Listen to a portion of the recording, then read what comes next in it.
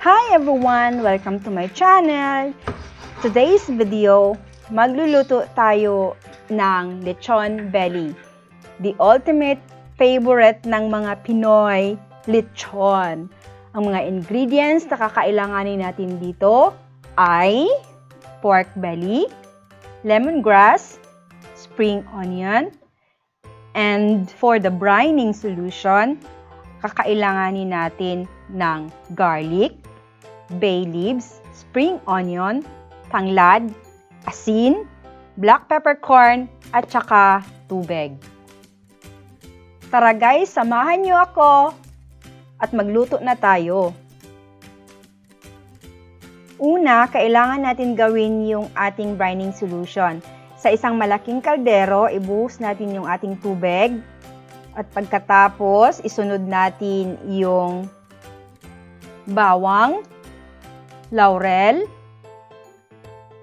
yung spring onion, yung tanglad,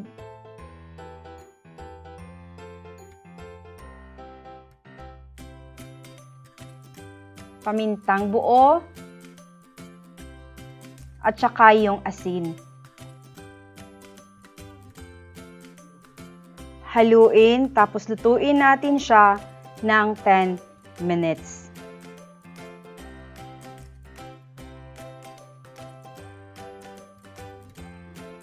After 10 minutes, patayin na natin yung apoy kasi hindi natin siya kailangan talagang lutuin.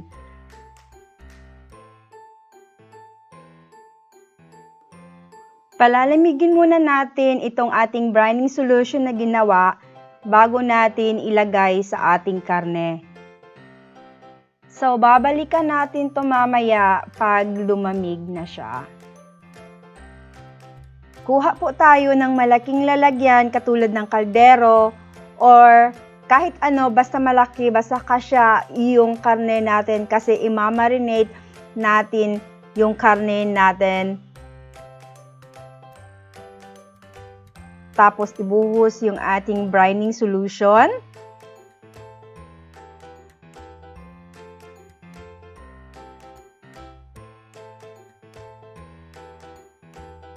Hahayaan natin yung ating karne na nakababad sa ating brining solution at ilagay natin siya sa ref for 24 hours. After 24 hours, kunin natin yung karne at hugasan natin ito ng maigi. Pero wag po nating itatapon yung ating brining solution kasi gagamitin natin ito mamaya.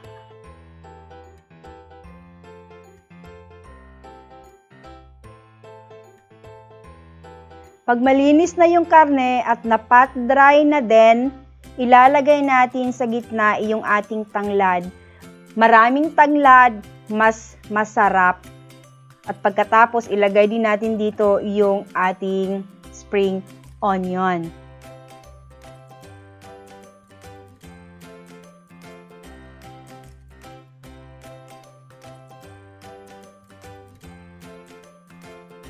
And then, i-roll natin siya.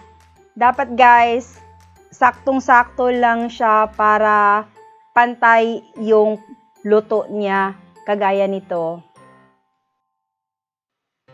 And then, kuha tayo ng kitchen yarn. Tapos, itali natin yung ating belly. Madali lang siyang itali guys, pero kung hindi ka sanay, medyo mahirap siya. At itong lechon na ito guys, ay matagal siyang gawin, pero pag naluto na is napakasarap talaga niya. Hindi kayo magsisisi na trinay nyo tong recipe na ito.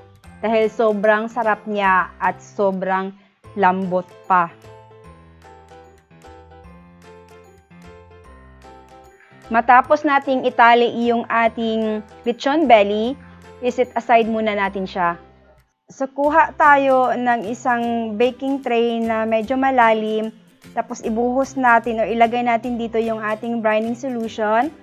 At ilagay natin sa ibabaw yung ating cooking wire rack at saka yung ating karne. And then, babalutin natin siya ng aluminum foil. Baka po nagtataka kayo kung bakit natin siya babalutin ng aluminum foil. Kasi i-bake natin siya ng 2 hours. So, para hindi masunog yung balat ng ating nililitsyon, so kailangan natin siyang ibalot ng aluminum foil.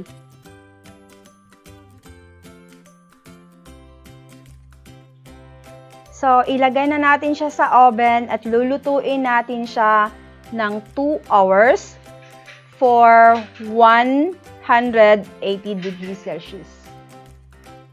After 2 hours, tinanggal ko na yung foil at i-brush natin siya ng soy sauce and oil mixture para maging crispy siya at saka kulay red yung balat niya.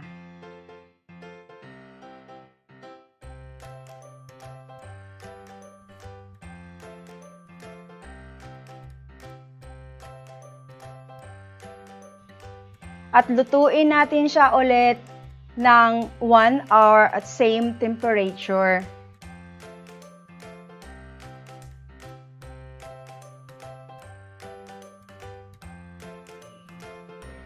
Tingnan natin siya guys after 50 minutes. Tapos i-brush natin siya ulit ng ating mixture na soy sauce at saka ng oil.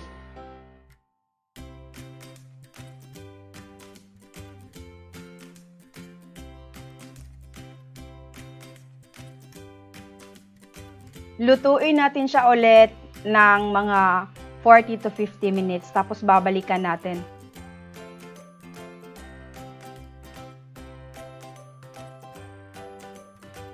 After 40 minutes, i-brush natin siya for the last time ng ating oil and soy sauce mixture.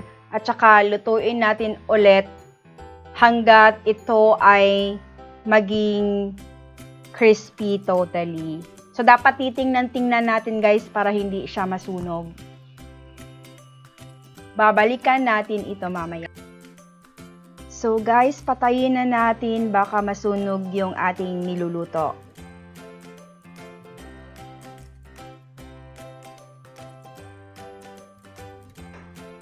So, luto na siya.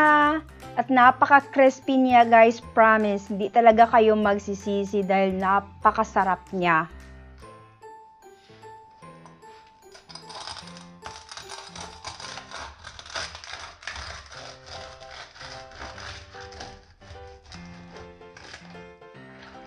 Sana nagustuhan ninyo ang recipe na ito at huwag kalimutan mag-like at i-share sa inyong mga kaibigan at mag-subscribe na din at pindutin ang notification bell para updated ka sa mga bagong videos na darating. Until my next video, thanks for watching. Bye!